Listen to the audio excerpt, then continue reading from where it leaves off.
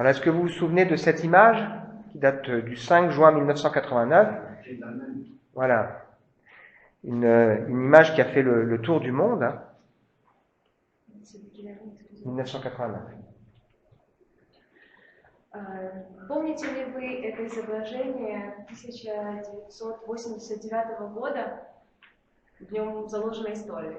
En plein au milieu des manifestations en faveur de la démocratie en Chine, qui vont durer 7 semaines et qui feront des centaines, voire des milliers de morts. Le deuxième jour, vous avez cet homme avec 2 sacs de course à la main qui se met devant une colonne d'au moins 17 chars et qui va les obliger à s'arrêter. Во время манифестации в Китае правительство послало танки, чтобы разогнать людей, которые было сопротивление. И вот этот человек стоит, один человек, который хотел остановить вот это большое количество танков, которые на него ехало.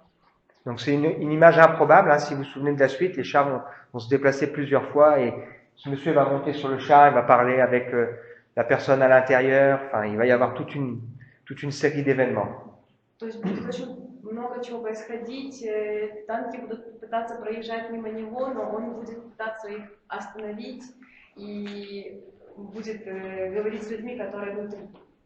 Ça m'amène au titre du partage de ce matin, l'humilité d'être courageux. 2 qualités qu'on aime trouver chez les autres. Название сегодняшнего служения переводится как «смирение быть храбрым».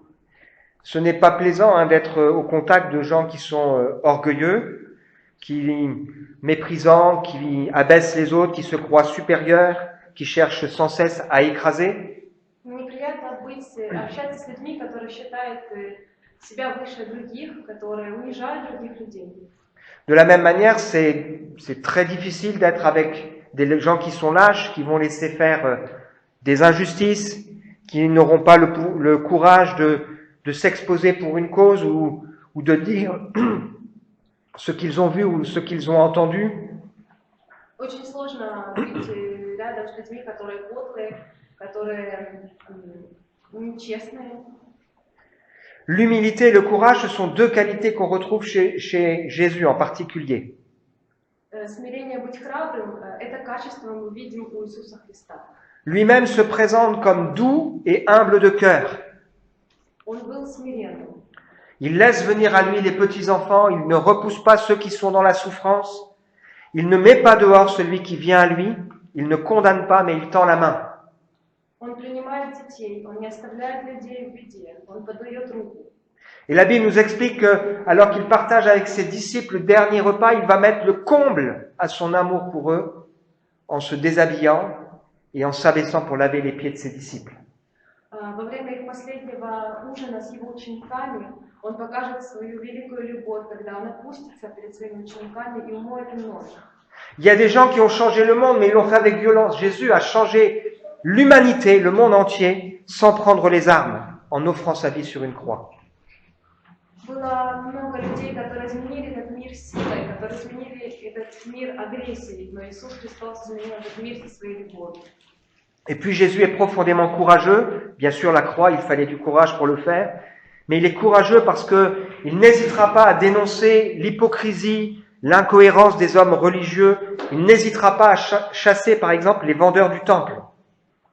Иисус Христос, Он был очень храбрым. Он не боялся говорить о лицемерии людей. Он не боялся напоминать людям о их недостатках и грехах. И не боялся разогнать людей, которые торговали в храме. Il ne s'enfuit pas lorsqu'on vient l'arrêter avec une grande violence, une armée qui est avec des épées et des bâtons. Il va même prier pour ses bourreaux en disant « Père, pardonne-leur, ils ne savent pas ce qu'ils font ». Он не избегал от трудностей, он не избегал этих людей, которые пришли его убивать. Он даже молился за своих врагов и за тех палачей, которые над ним издевались. 2 qualités importantes, mais qui sont quand même difficiles et qui se complètent et s'équilibrent. 2 очень важных качества, которые очень сложные. Quelqu'un qui serait humble mais qui ne serait pas courageux, ce serait un lâche. Ou quelqu'un qui serait courageux mais qui ne serait pas humble, ce serait un vrai danger, un homme sans limite, violent dans ses propos, incontrôlable. Человек, который который будет храбрым, но который не будет смиренным, это большая опасность, потому что он не будет знать своих лимитов. Et ce sont aussi deux qualités qui nous renvoient à notre expérience en tant que chrétiens. И эти два качества, быть храбрым и быть смиренным, это два очень важных качества для каждого из нас, как для христианина. L'humilité de dire oui, j'ai besoin de Dieu, je suis un homme pécheur. Смирение, потому что мы говорим, я нуждаюсь в Господе, потому что я грешник. L'humilité de reconnaître qu'on n'est pas meilleur que les autres et que nous avons nos luttes et nos combats, nos échecs parfois. Смирение сказать, что я хуже других, и у меня есть свои страдания, свои переживания, своя борьба. L'humilité parfois de demander pardon et de réparer ce qui peut l'être. De demander peut-être la prière, le conseil, le soutien, l'aide de frères et sœurs ou d'amis. Смирение – это то, когда мы молимся, когда мы просим помощи у братьев и сестер, когда мы признаемся Богу в своих проступках.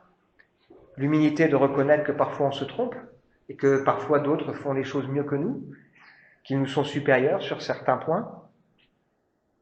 Смирение – это то, что мы можем ошибаться, и мы должны признавать это, что другие люди могут делать что-то лучше, чем мы.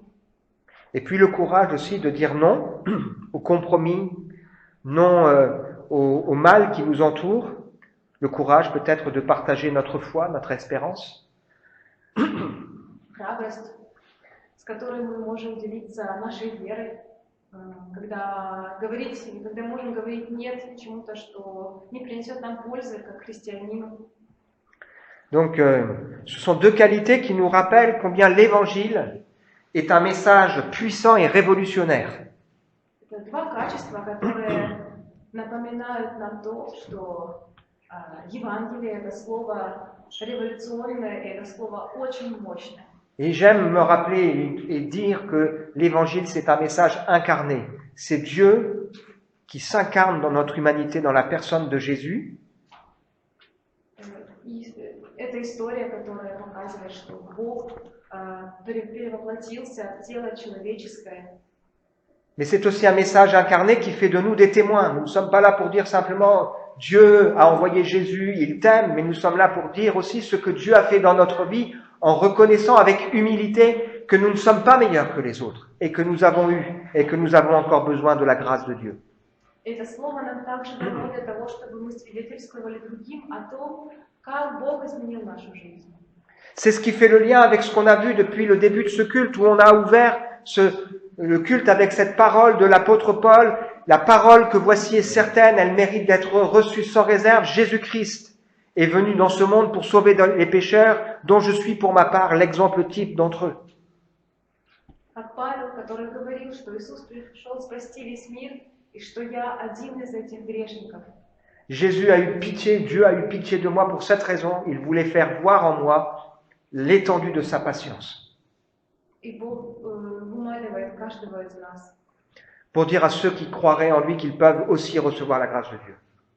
Чтобы говорить для тех, кто верит в Бога, что они тоже могут иметь эту благодать. Ce rappel que quand on voit ces hommes qui sont choqués de voir Jésus, qui acceptent autour de lui des gens qui sont avec une mauvaise réputation, de dire, Jésus qui dira qu'il est comme un médecin qui est venu pour ceux qui reconnaissent qu'ils ont besoin, qui sont malades. Il n'est pas venu appeler des justes, mais des hommes et des femmes pécheurs. Бог пришел спасти тех, кто нуждается в нем. Он пришел нас лечить, как хороший доктор.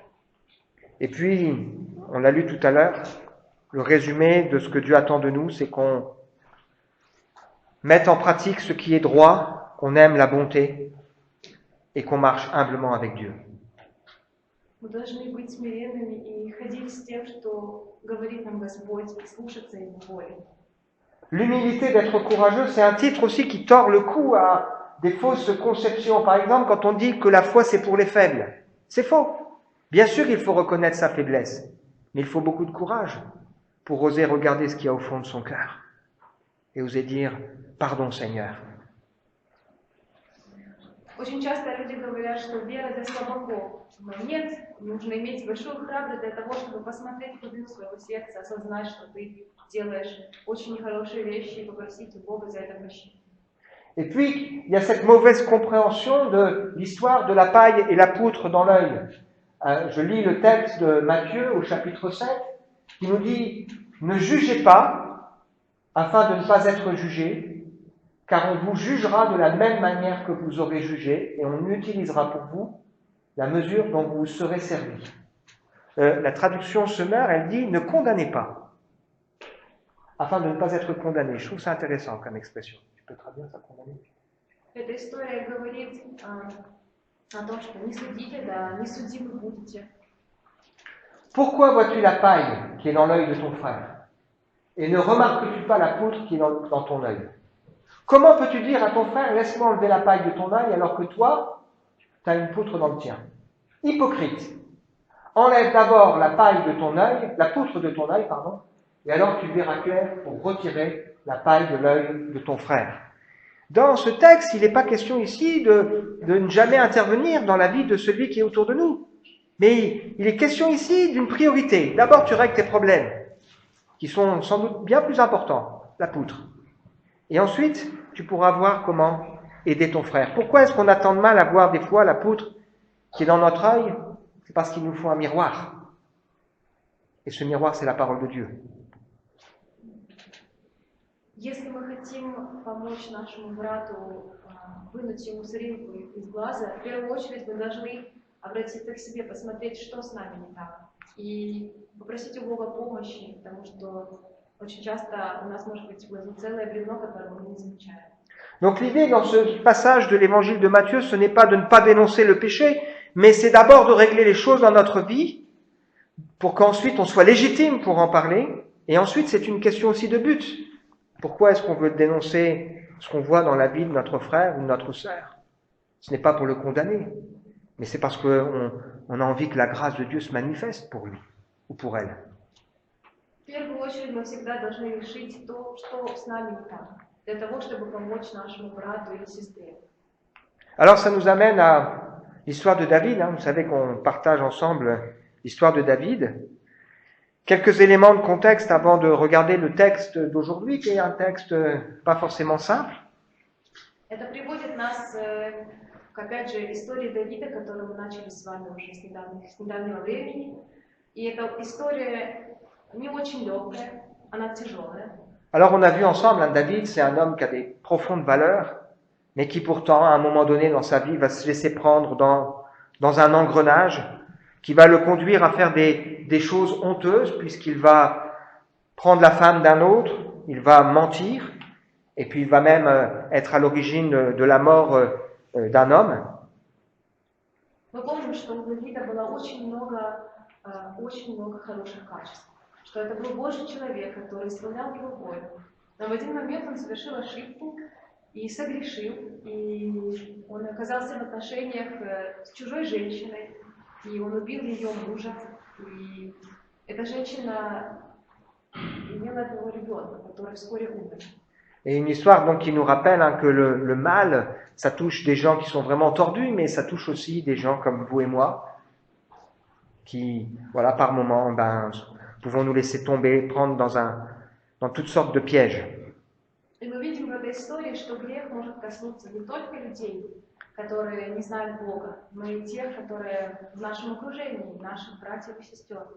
Mais heureusement, Dieu est là, et il envoie un homme qui s'appelle Nathan, qui va venir trouver David, et David va profondément se repentir, va crier à Dieu sa détresse, il va accepter les conséquences du mal qu'il a fait, la mort de l'un de ses enfants en particulier, et ensuite on voit David qui se relève. Но, к счастью, мы знаем, что Бог всегда рядом, и Он послал Давида Нафана, который сказал ему о его грехе. Давид, осознав это, вскричал, возопил и долго молил о прощении. Mais la suite, si vous connaissez, pour l'avoir lu, c'est terrible. Et elle nous montre qu'il y a des choses qui vont manquer dans l'expérience et dans la compréhension de David, sans doute du courage. Et quand dans notre vie, dans la vie des autres, il manque certaines choses, quand il y a un déséquilibre, eh bien, c'est un grave danger. Но дальше, что будет происходить в жизни Давида, это страшная вещь. Потому что когда нету гармонии в духовной жизни, то сразу происходят очень нехорошие последствия. Alors le texte qu'on va lire, c'est pas une histoire qu'on aime raconter, hein, mais c'est une histoire malheureusement, vous allez le voir, qui fait partie de la vie. История, которую мы сегодня расскажем, это история, которую не очень хочется рассказывать, но, к сожалению, это является частью истории. Et qui nous parle de l'humanité avec toutes ses horreurs. Которая показывает ошибки человека. Alors on va lire simplement quelques extraits hein, pour ne pas faire la lecture trop longue, mais suffisamment pour qu'on puisse comprendre ensemble ce qui se passe. Absalom, un fils de David, avait une sœur qui était très belle et qui se nommait Tamar. Amnon, un autre fils du roi David, en tomba passionnément amoureux. Il se rongeait tant à propos de sa demi-sœur qu'il s'en rendait malade, car elle était vierge et il lui semblait impossible de l'approcher. Et puis il va user d'un stratagème, il y a un ami, entre guillemets, qui va lui dire demande qu'elle vienne te préparer un plat, et puis voilà, tu seras seul avec elle. Qu'est-ce qui se passe? Il l'empoigne et lui dit viens coucher avec moi, ma sœur. Mais elle s'écria non, mon frère, ne me fais pas violence. Cela ne se fait pas en Israël. Ne commets pas une telle infamie. Après cela, où irais-je porter ma honte? Et toi, tu serais considéré comme un individu méprisable dans notre peuple. Pourquoi ne te parles-tu pas au roi? Il ne refusera pas de me donner à toi. Il ne voulut rien entendre. Comme il était plus fort qu'elle, il lui fit violence, coucha avec elle. Après cela, il conçut pour elle une forte aversion, plus violente que la passion qu'il avait éprouvée pour elle. Tout à coup, il lui ordonna « Lève-toi, va-t'en ». Le texte, c'est en gros « dégage ». Le domestique, donc il y a un domestique qui est là, hein, il la met dehors, verrouille la porte derrière elle comme une malpropre. Elle part, cette fille, elle est brisée, elle déchire ses vêtements, elle pleure, voilà, et elle se réfugie auprès de son frère Absalom. Son frère Absalom lui demanda « Ton frère Amnon t'a-t-il fait violence? Maintenant, ma sœur, n'en parle pas, c'est ton frère. Ne prends pas la chose trop à cœur. » Dès lors, Tamar alla demeurer dans la maison d'Absalom, comme une femme abandonnée. Le roi David apprit tout ce qui s'était passé, il en fut très irrité. Quant à Absalom, il n'adressait plus la parole à Amnon, ni en bien ni en mal, car il avait pris en haine à cause du viol de sa sœur Tamar. C'est pas très beau, hein? Malheureusement, l'histoire, elle ne s'arrête pas là. C'est déjà terrible, mais l'histoire ne s'arrête pas là. Это уже отвратительно, но, к сожалению, история на этом не заканчивается. 2 ans plus tard, le fameux Absalom, là, il fait un repas et il invite tous ses frères à venir. Через несколько лет Авессалом делал пир и пригласил всех своих братьев. David dit, ben non, on va pas y aller. Il dit, si, il faut que tu viennes, et puis tu envoies au moins, si toi tu viens pas, envoie au moins mon frère Amnon. C'est ce que David va accepter de faire. Давид не хотел идти, но Авессалом все-таки настаивал и сказал, что все-таки я бы хотел видеть еще и Амнона. Absalom donna des ordres à ses serviteurs en disant, quand vous verrez qu'Amnon sera égayé par le vin, que je vous dirai, frappez Amnon, vous le tuerez. Ne craignez rien, car c'est moi qui en prends la responsabilité. Ayez du courage et soyez forts. Le roi se leva, déchira ses vêtements en signe de deuil et s'étendit à même le sol. Tous ses ministres se tenaient autour de lui avec leurs habits déchirés. Donc quand David apprend cette histoire. À ce moment-là, Yonadab, fils de Shiméa, le même qui avait donné des conseils à Amnon au départ, hein, le frère de David prit la parole et déclara que mon Seigneur ne pense pas que tous les fils du roi ont été tués, il y a seulement Amnon qui est mort.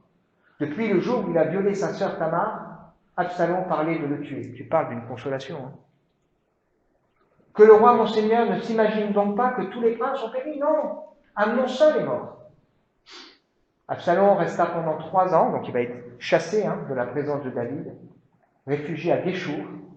Le roi David finit par renoncer à poursuivre Absalom, car il se consolait peu à peu de la mort d'Amnon. Quelle histoire!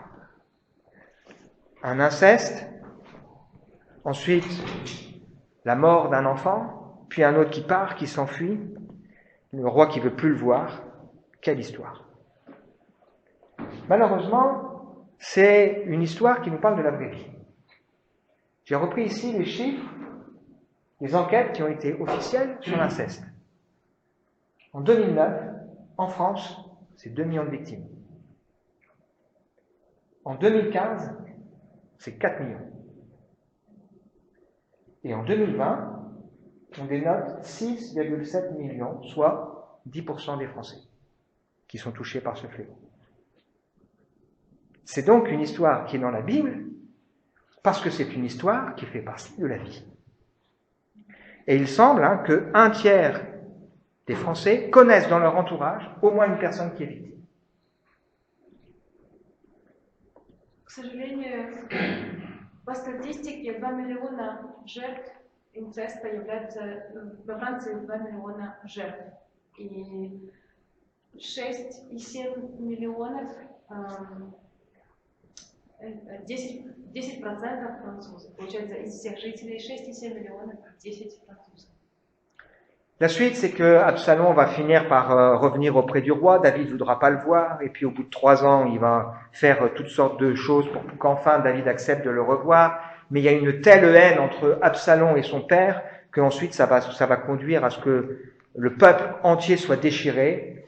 Et ça va conduire à la mort d'Absalom. После всего, что произошло, была огромная ненависть между Авессаломом и его отцом. И это продолжалось много лет. Alors, quelle leçon peut-on tirer de ce passage? Какой урок мы можем взять для себя из этого места Писания? Des leçons sur des tragédies, sur des familles qui se déchirent? Урок семейной трагедии, этой семьи, которая разрушается. Des leçons sur un garçon qui pense aimer, qui est dévoré par sa passion et qui en réalité c'est pas de l'amour, c'est juste une attirance qui va le conduire ensuite à du dégoût et qui sera violent et destructeur. История этого мальчика, который поддался своим страстям и очень плохо закончил. Des leçons sur la réaction qu'a l'entourage dans de telles circonstances. И какие последствия были после этого. L'histoire de cette fille Tamar, brisée, blessure que ça provoque chez elle et chez les autres. История этой девушки Хамари, которая пострадала на всю жизнь. Des tabous, parce qu'on voit cette femme qui va s'enfermer chez son frère. Мы видим последствия этой истории. L'importance, bien sûr, de parler, l'importance que la justice humaine puisse s'exercer. Мы видим важность того, что в этом мире должна быть правда, и все преступления должны быть высветлены.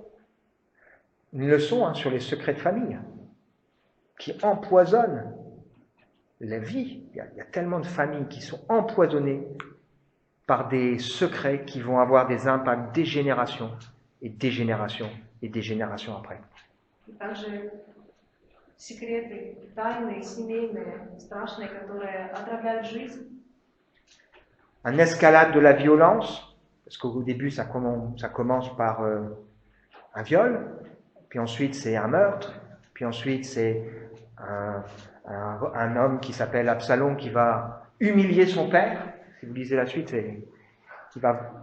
son père va être obligé d'être chassé, puis il va prendre toutes les concubines de son père et devant tout le monde, il va coucher avec elles. Enfin, des horreurs. Это последствия насилия, ужасные, отвратительные. Ce qui nous intéresse pour nous aujourd'hui, c'est l'histoire de David. То, что нас интересует здесь, это история Давида. David est furieux contre son fils quand il apprend que celui-ci a violé sa demi-sœur. Давид разгневался на своего сына, когда узнал всю эту историю. Il est furieux, mais il ne fait rien. Donc c'est une réaction normale d'être furieux, mais pourquoi il n'a rien fait? Он разгневался, но он ничего не сделал. Почему? Pourquoi David, un homme qui a des valeurs, il a laissé sa fille Tamar et n'en a pas pris soin, ne l'a pas recueillie, ne l'a pas aidé à faire face à cette épreuve, ne l'a pas restauré, n'a pas exercé la justice. Почему Давид, зная, что произошло, он не принял в мать свою дочь? Почему он был яростный, но он не сделал ничего? Pourquoi, au bout de 2 ans, quand son autre fils, qui s'appelle Absalom, va faire mourir Amnon, il s'est mis en colère, mais il s'est arrêté là? Почему, когда через несколько лет его сын Авессалом убил Амнона, почему и тогда он ничего не сделал? Он просто разгневался. Pourquoi n'a-t-il pas puni Absalom d'avoir tué son frère? Почему он не наказал Авессалома за то, что тот убил своего брата? Et quand au bout de 2 ans, Absalom revient, il refuse de lui parler. Pourquoi refuse-t-il de lui parler? Et quand enfin il se parle, au bout de 3 ans, ça fait 5 ans, on sent bien qu'ils n'ont pas été au bout des choses. И когда через несколько лет Авессалом пришел поговорить с отцом, и отец отказался, и прошло уже 5 лет с тех пор, что произошло. Почему так? On va y venir. Si vous lisez la suite de l'histoire, vous verrez que il va avoir des problèmes encore avec un autre fils, David. C'est pas fini. Il s'appelle Adonijah. Et l'Écriture nous dit que David, de toute sa vie, il n'avait fait aucun reproche à son fils Adonijah. Если мы прочтем дальше историю, мы увидим, что у Давида были также плохие отношения с его другим сыном, который тоже совершил ошибку, но он ничего тоже не сделал. Ça veut dire que David, il avait un problème pour aller dénoncer la paille dans l'œil de son voisin. Это говорит о том, что у Давида были сложности для того, чтобы сказать своему ближнему о том, что у него указать на сучок в глазу ближнего. Il aurait dû condamner son premier fils sans ambiguïté et le punir. Il aurait dû prendre la défense de sa fille. Il aurait ensuite dû condamner Absalom sans ambiguïté. Он должен был принять правильное решение, наказать виновных и совершить Божью волю в этом всем.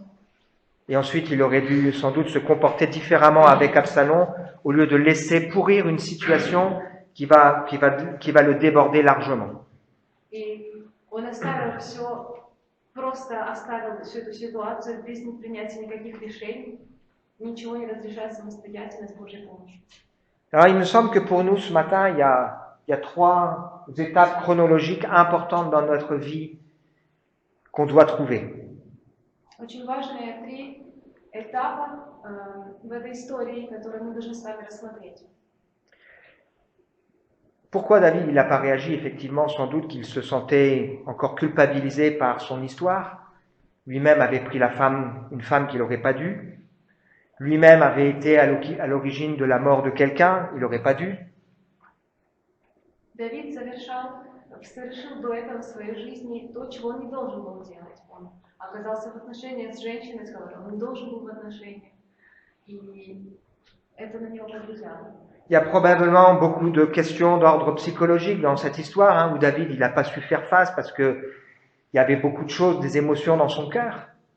У Давида было очень много эмоций, и они мешали ему правильно размышлять над тем, что происходило в его семье. Moi, je retiens la première leçon pour nous, c'est que dans nos vies, il est important qu'on règle nos casseroles avec l'aide et la grâce de Dieu. Первое, что мы должны запомнить для себя, это то, что всегда нужно решить все наши проблемы в отношениях с Богом. Il est important d'aller au bout des choses, de reconnaître nos erreurs, nos péchés, nos horreurs peut-être. Очень важно идти до самого конца, осознавать наши ошибки, наши грехи перед Богом. Les avouer, demander pardon, réparer ce qui doit l'être. Мы должны осознать, признаваться в них и просить прощения. Et peut-être que dans cette démarche, si quelqu'un se sent touché ce matin, il a besoin d'aide. Возможно, кого-то это слово сегодня касается, кто-то нуждается в помощи. David, pour vivre ça, il a eu besoin de l'aide de Nathan, qui 1 an après, en gros, 9 mois après ou 10 mois après, est venu le voir de la part de Dieu avec douceur pour lui faire prendre conscience. Mais David, tu es cet homme-là, cet homme qui vole la brebis d'un autre. Давид нуждался в помощи, когда совершил грех с женой, с этой женщиной из Версавии. И ему на помощь пришел Нафан, который сказал ему, что ты этот человек, который украл овечку. Tu es cet homme qui mérite d'être condamné pour ce que tu as fait. Ты тот человек, который заслуживаешь осуждения за то, что ты сделал. Mais quand David va se mettre à genoux, va crier, on l'a vu ensemble, hein, va reconnaître devant Dieu, mais j'ai besoin de toi, j'ai besoin de ta grâce, j'ai besoin que tu agisses au fond de mon cœur, eh bien, le pardon de Dieu est venu. Но Давид опустился на колени и умолял о прощении, и Господь простил его. Et David a dû accepter dans sa vie les conséquences avec la mort d'un de ses enfants. И Давид должен был принять последствия того греха, который он совершил. Смерть ребенка, который должен был родиться на свет. Ça, c'est la première étape. La deuxième étape, probablement, c'est que si, à un moment donné, les choses sont réglées, comme David l'a fait, pardonner, assumer les conséquences, alors on devient légitime pour, quand on voit la paille dans l'œil de son frère, aller le trouver pour l'inviter à se repentir. Если наши проблемы в отношениях с Богом разрешены, вы прощены, и все находится в хорошем, мы находимся в хороших отношениях с Богом, мы имеем право сказать нашему ближнему о его недостатках, о том, что он делает не так. C'est ça le message de l'Évangile. Le message de l'Évangile, c'est « Je suis un homme pécheur qui a par moments dans sa vie a raté des choses, qui a été coupable, mais Dieu m'a fait grâce, alors j'aimerais tellement que Dieu te fasse grâce aussi à toi. » И это и есть слово Евангелия, когда мы осознаем, что мы грешники, что мы виновны, но Иисус Христос, Он нас простил, и теперь мы имеем право сказать другим людям об этом и помочь им. C'est ça, marcher humblement avec Dieu. Это значит ходить в Господе. La question importante, hein, est-ce que Dieu nous a pardonné? Est-ce qu'on a assumé nos casseroles, nos erreurs? Est-ce qu'on a réparé ce qui doit l'être? Для нас решить вопрос, все ли у нас разрешено в отношениях с Богом. Простил ли нас Господь за наши грехи? Alors, est-ce qu'humblement, on peut être courageux pour aller voir celui qui a une paille dans son œil? Можем ли мы быть смиренными, чтобы быть храбрыми, чтобы помочь нашим ближним, чтобы избавиться от их проблем, от их сучков в глазу? Et la troisième étape, bien sûr, c'est de dénoncer ce qui est injuste, accompagner les victimes, bien sûr, aider à la justice et mettre fin à l'escalade.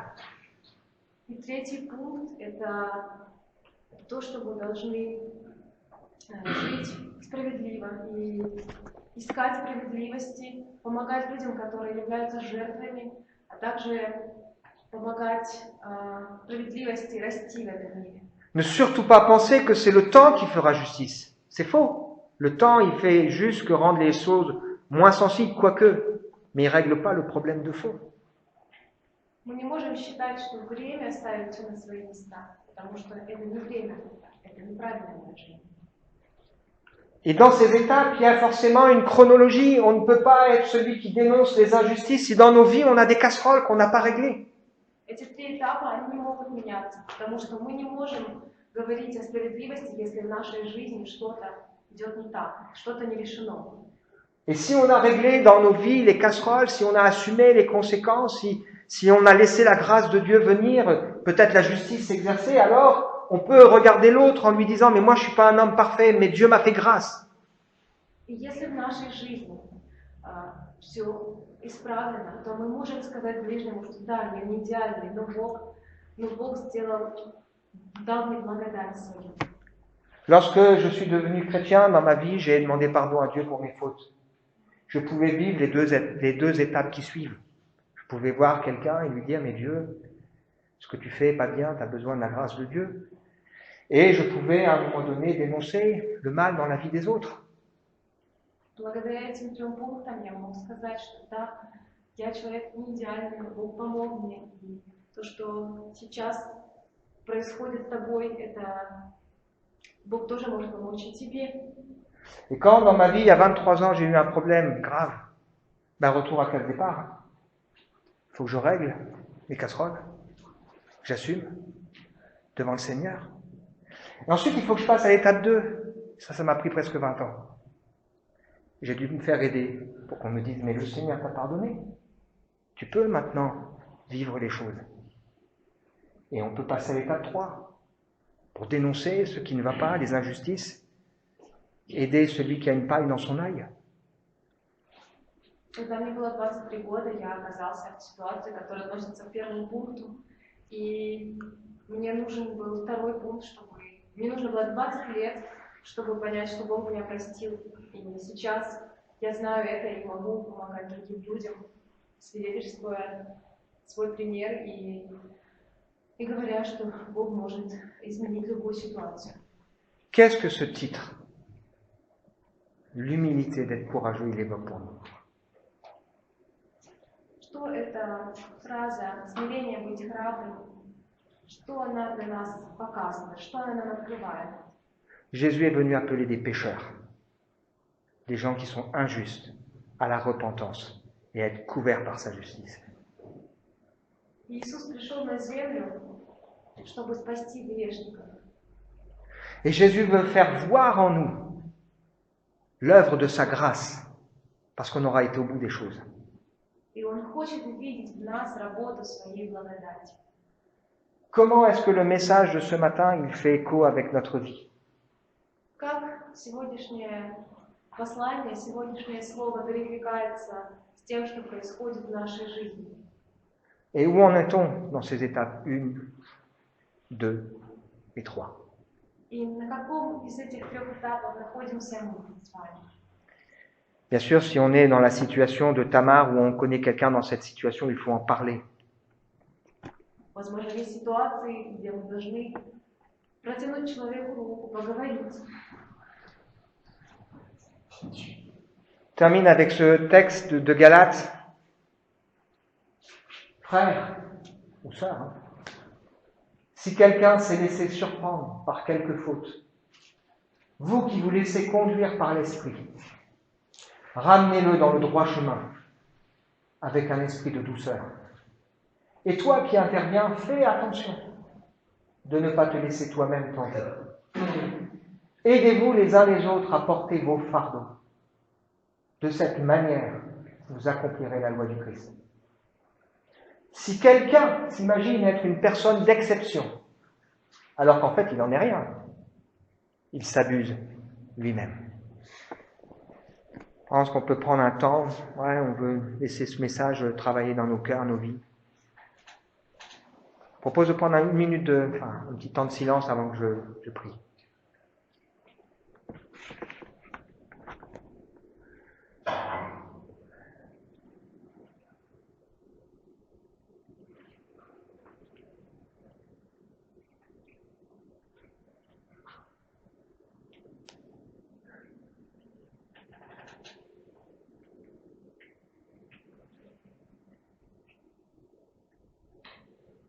Seigneur, tu es celui qui nous aime et qui nous connaît parfaitement. Et je suis convaincu que ce message, ce sujet tellement important qu'on évoque ensemble ce matin, c'est un sujet qui nous fait écho avec nos vies, avec la vie de nos proches. Seigneur, on ne veut pas être dans l'attitude qu'a eu David, on la dénonce. On ne peut pas nous taire devant des souffrances, devant des injustices. On ne peut pas faire comme si ce n'était pas grave. Seigneur, donne-nous d'être humbles, mais d'être en même temps courageux, pour que dans nos vies, nous puissions, Seigneur, faire ce qu'il faut, mais aussi que nous puissions regarder les autres et les accompagner dans les démarches qui sont les leurs. Seigneur, on veut être là, les uns et les autres, devant ta face, pour se laisser interpeller, pour aller au bout des choses, Seigneur, et être des instruments de justice entre tes mains, mais aussi des instruments de paix et des instruments de grâce. Amen.